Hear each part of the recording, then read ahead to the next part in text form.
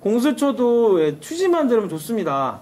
그 고위공직자의 비리를 수사하겠다는 거예요. 그래서 공수처의 이제 풀네임이 고위공직자 범죄수사처라고 해서 보통 이제 공수처라는 약어로만 많이 알려져 있는데요. 그 법은 그 내용 그대로입니다. 이제 고위공직자의 비리를 뭐 수사하겠다는 건데 여기서 문제가 무엇이냐면 그 공수처라는 거는 왜 생기게 됐냐면은 그 뭐 그러니까 검찰 개혁을 한다는 연장선에서 나온 거예요. 검찰이 너무 힘이 많으니까 검찰을 개혁해서 뭐 수사권과 기소권을 분리해서 검찰이 뭐 마음대로 하지 못하게 정치 검찰이 나오지 못하게 한다라는 이름으로 공수처 얘기가 나왔는데 공수처는 그 소위 정치 검찰이라고 했던 기관보다 더 극악무도한 조직을 만들겠다는 거거든요. 그래서 저희가 공수처의 어떤 그 실체가 뭔지를 좀 알아야 되고요. 그리고 만약에 그 정치검찰이라고 하는 소위 이 검찰을 어떻게 다루기 위해서 만든 조직인데 공수처가 또한 그렇게 정치적 중립성을 버리고 행동했을 때 또 공수처를 만들겠느냐라는 지금 비판이 사실 나오고 있어요. 아, 그것이 이제 소위 법무부 장관들이 이렇게 과거 조국 법무부 장관도 있었고 지금 추미애 장관도 있는데 사실 이분들이 사실 제대로 수사를 받고 이분 사실 정말 비리가 많은 게 많이 밝혀지고 있는데 이분들을 제대로 수사하는 것이야말로 전 사실 정말 바른 검찰개혁이 아닌가. 그렇죠. 그리고 만약에 뭐 이제 공수처가 나오는 건 이제 사실 법적으로는 지금 사실화된 건데 공수처 1호 조사 대상이라고 하면 조국이나 아니면 정부 안에서 온갖 그 비리를 저지른 고위 공직자들부터 수사가 들어가고 처벌을 받아야 되는 게 맞을 텐데요. 근데 사실 이 공수처장을 임명하는 게 대통령 손바닥 안에 있기 때문에 이게 어떤 공수처가 그 문재인 정권의 어떤 그 칼로르스를 하게 될 조직이 될 거라는 우려가 너무나도 큽니다. 이것이 사실 들어오는 과정 중에도 패스트 트랙이라고 해서 굉장히 좀 절차에 좀 맞지 않는 그렇게 들어오기도 했고 지금 이제 이렇게 된 것 거의 뭐 이렇게 통과가 되고 한 것도 사실 굉장히 좀 많이 암담한데 사실 소위 여당에서 사실 여기에 대해서 이거 공수처에 대해서 반대를 하는 의원들이 또 있었잖아요. 근데 그런 분들에 대해서 거의 뭐 매도를 하고 그런 모습이 참 좀 안타까운 것 같습니다. 지금 그리고 이 공수처가 그러면 정말 왜 또 문제인지 이것이 대한민국이 삼권 분립 체제인데 입법부, 사법부, 행정부 근데 이것이 삼권 분립에 좀 위반이 된다라고 이렇게 들었어요. 어떤 부분에서 그런지 한번 말씀해 주시겠어요? 결국에 이제 공수처장의 임명권이 문재인 대통령에게 있기 때문에 행정부가 이제 칼을 휘두를 수 있는 거예요. 그래서 원래는 행정과 입법과 사법의 이 3권이 서로 상호 견제하고 균형을 이루면서 이 민주공화정이라는 체제를 이루고 그 정권이 그 나라가 부패하지 않게 서로 견제하는 건데요. 그 대통령이 공수처라는 칼을 들고 위협할 때 그 3권 분립이 지켜질 수 있겠느냐라는 그 문제가 필히 발생할 수밖에 없고요. 이 민주공화정 자체가 흔들릴 수밖에 없는 국가적으로 혼란을 줄 수밖에 없는 게 공수처의 이 탄생이고요. 사실 그게 이 공수처법이 지난해 12월에 통과가 됐었는데 공수처장을 임명하지 못해가지고 계속 그 딜레이 되고 있었어요. 근데 그거에 대해서 이 현 여당이 더불어민주당에서 그러니까 기존에는 공수처장을 임명하는데 추천위원 7명 중에 6명이 동의를 해야 공수처장 후보를 이렇게 정해서 대통령한테 올릴 수가 있는데 2명의 그 위원이 국민의힘당에게 주어져 있어요. 그 7명 중에 2명이. 기존 법. 이번에 최근에 개정법이 만들어지기 전에는 그래서 국민의힘 당에서 계속 거부권을 행사하면서 공수처가 탄생하지 못하게 막고 있었는데요. 이번에 개정을 한 거죠. 3분의 2 이상만 있으면은 그 후보를 정할 수 있다 해서 5명만 있으면 추천위원이 그 공수처장을 후보를 정할 수 있는 된 거고요.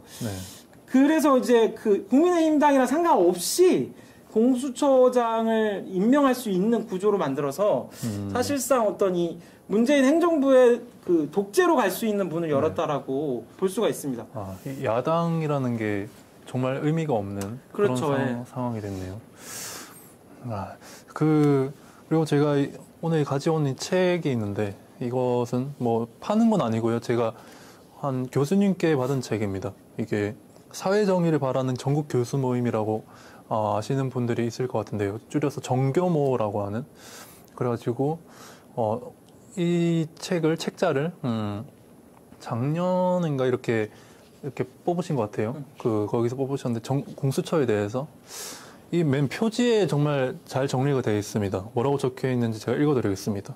이 공수처 법안은 이제 중국의 국가감찰위원회보다도 법적 근거나 운영 구조가 미개하고 대통령 직속 하에 입법, 사법, 행정, 삼권 위에 군림함으로써 헌정 질서를 유린하며 자유민주주의 공화국의 정신에 역행하는 입법 쿠데타이다. 이렇게 적혀 있습니다. 우리가 이 중국 공산주의 체제 네네네. 거기에서도 이런 국가감찰위원회라는 게 있고 그런 공산주의적인 그런 게 있는데 그것보다도 더 이게 상권분립을 위반하고 어떻게 보면 더 독재적이다 이렇게 네네네. 그게 공수처다 이렇게 표현을 하고 계시고 거기에 대해서 반박을 하는 분들이 계신데 거기에 대한 반박 자료가 또 다 적혀 있기도 하거든요. 또 거기에 대해서도 우리가 이야기를 해보면 좋을 것 같은데 네네네. 네, 우리가 이 상권 분립이 정말 이 자유민주주의 체제에서 정말 중요하잖아요. 네네.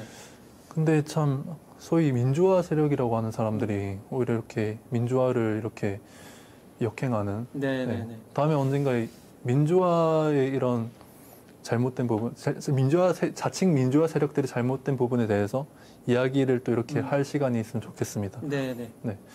그럼 또 이것이 또 어떤 또 문제가 또 있는지 네네. 또 다른 문제가 또 있으면 방금 말씀해 주신 것처럼 공수처의 여러 이제 별칭들이 있죠. 그래서 중국의 공안, 그다음에 북한의 보위부, 그다음에 나치 독일의 이제 게슈타포 뭐 이런 기관인 셈이다라고 얘기하고 있는데 아주 틀린 말이 아니라고 저희가 볼 수가 있고요.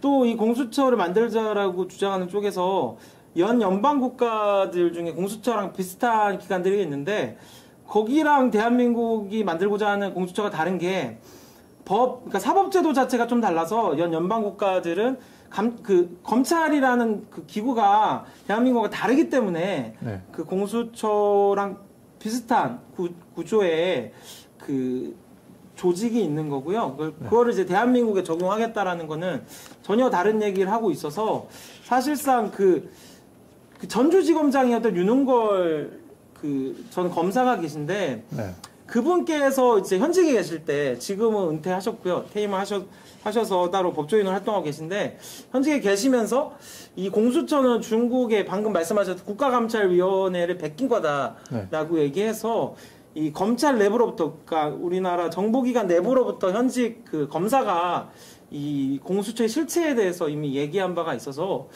이거를 저희가 지금은 이제 통과된 상황인데요. 국민들이 이것에 계속 반대 목소리를 내고 이것들이 무소불위의 어떤 그 악행을 저지르지 못하도록 계속 막아서고 또 나중에 차후에 이제 법을 개정해서 이런 조직이 없도록 또 고쳐야 될 것 같습니다.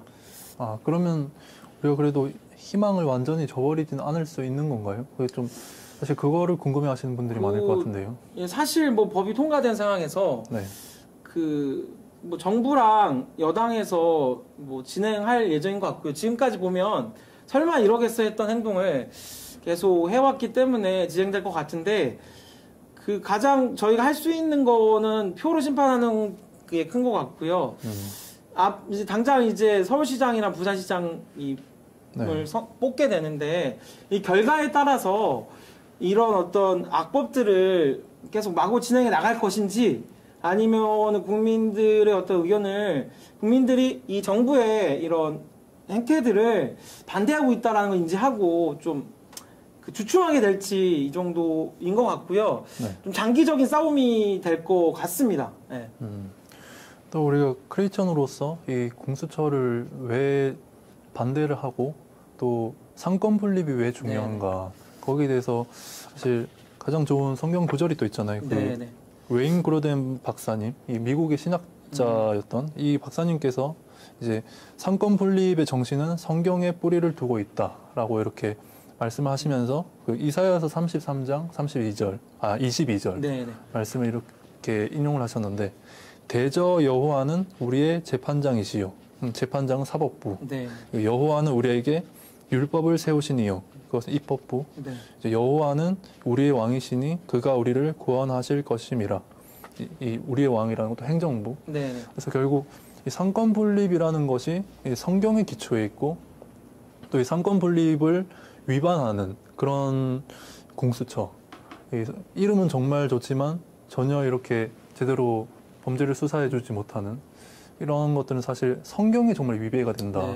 그런 의미에서 우리가 정말 기도와 그런 생활들을 계속해서 유지해 나가고 또 그렇게 예수님과 또 동행해 나가면서 그런 삶을 꼭 살아야겠다라는 생각이 듭니다.